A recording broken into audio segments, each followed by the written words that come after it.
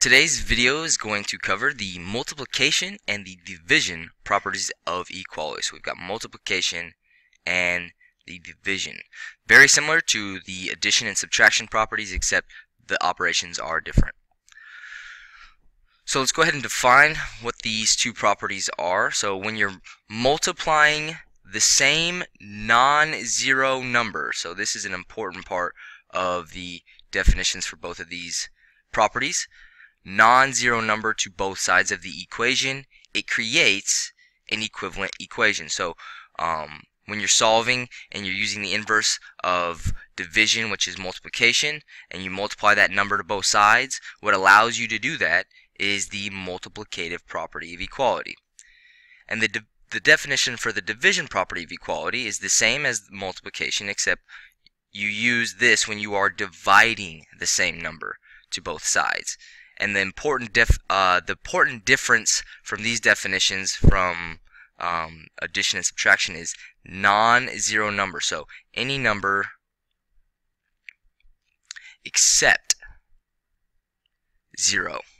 Because you can recall when you multiply something by 0, it turns into 0. So that's why we can't multiply by 0.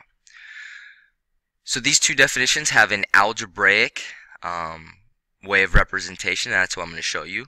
You use these properties all the time when you use inverse operations. So let's say you have the equation x over a equals b, and you want to multiply both sides by a. So you've got x over a equals b. These two equations right now are the exact same, but let's say we multiplied a to both sides because we want to solve for x. We say we multiply this side by a, and we multiply this by a. These two equations are still equivalent. Although they're different because they have an additional number that's being multiplied, because it's the same number on both sides, they are equivalent. So we can go ahead and say that they're exact same. So like if we put them on a scale and weighed them, they would weigh the exact same weight. So that's kind of the algebraic definition for the multiplication property of equality, and then the division property of equality is the exact same, except we're not multiplying. So let's go ahead and go over an example. And when we're going over these examples, what we're trying to do is we know how to solve the equation, but we're trying to give a justification for what we're doing when we are solving it. So let's say we're given, and this means the equation is already there for you. Let's say we're given x over 6 equals 18, and we want to solve for x. So if we're solving for x, we've got 16 over equals 16. Why am I saying 16? We got x over 6 equals 18. If we're solving for x, we've got to eliminate 6. The 6 is connected through division, and we know that the inverse of division is multiplication. So we're going to multiply by the number that we want to eliminate. Because I know if I multiply 6 here, and I'm just writing it over 1, and I multiply 6 here, this 6 will eliminate. Well, what property allows me to multiply this 6 to both sides? The property that allows me to do that is the multiplicative property of equality. Now we can go ahead and simplify this. So we've got 6x over 6. So we've got, if we multiply straight across, we'd have 6x over 6 equals 18 times 6. Well, I'm going to use the calculator for that. Whoops. So we got 18 times 6, so 18 times 6, that is 108. So we got equals 108.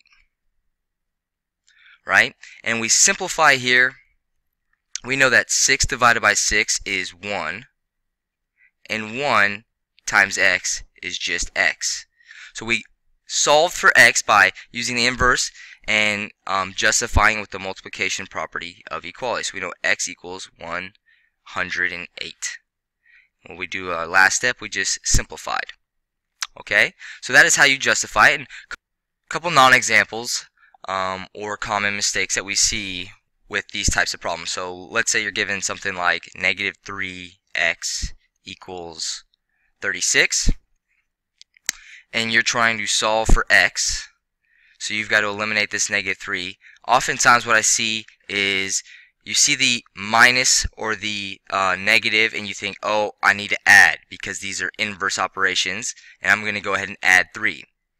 However, this is incorrect. So you can add 3 to both sides, but this 3 that you're adding does not eliminate this negative 3 because this negative 3 is being multiplied, and multiplication and addition are not inverse operations. So this is a non-example.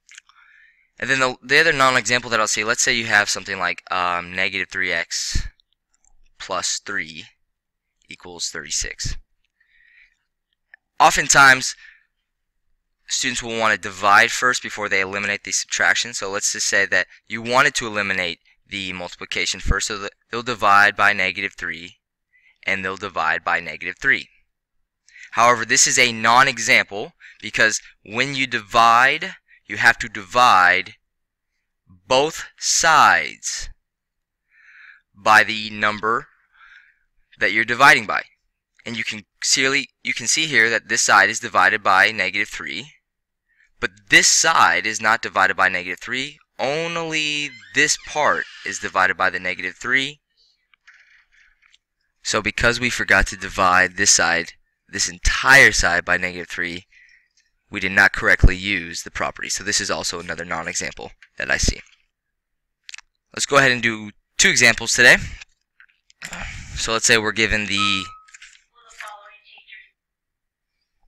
negative 4x equals 64, and that's given to us. So that's what this justification means. When it says given, that means the equation's already there for you. So you're solving for x. We've got to eliminate the negative 4. The negative 4 is connected through the operation of multiplication. So we can go ahead and put a dot there if that helps us. And we know that if we want to get x by itself, we've got to do the inverse of multiplication. So the inverse of multiplication here is to divide. And we've got to divide both sides if we're dividing 1. And the number that we want to eliminate here is a negative 4. So we're going to divide by the number that we want to eliminate. And we've got to make sure that we do it to the other side. Now, what allows us to divide this number to both sides? Well, the property that allows us to do that is the division property of equality. So when we divide this number to both sides, what do we get? Well, if we simplify this left side, right? If we simplify negative 4x over negative 4, what we get is, I'll write this one over here, we get 1. And we've got 1 times x, which is just x, equals 64 minus 4, 64 divided by negative 4, sorry, is a, and I'm going to go ahead and use the calculator for this, so 64 divided by negative 4 is a negative 16. And we simplified. Here's the second example. Let's say that we're given the equation 7 equals x over 14. That's given to us.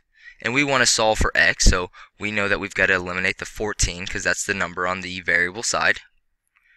The operation is division, so we know that if we want to eliminate the division, we've got to do the inverse, which is multiplication. So we're going to multiply by 14.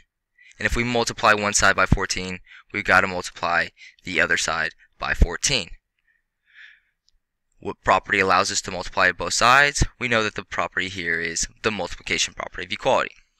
So now we can go ahead and simplify. So we've got 14 times 7 equals 14x if we multiply straight across over 14.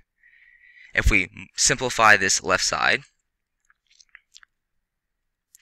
we can go ahead and just multiply them. And we get a 98. So the left side simplifies to a 98. And then the right side, we know that 14 divided by 14 is 1. And 1 times x is just x. So we can just write simplified. And that's our homework today. Good luck.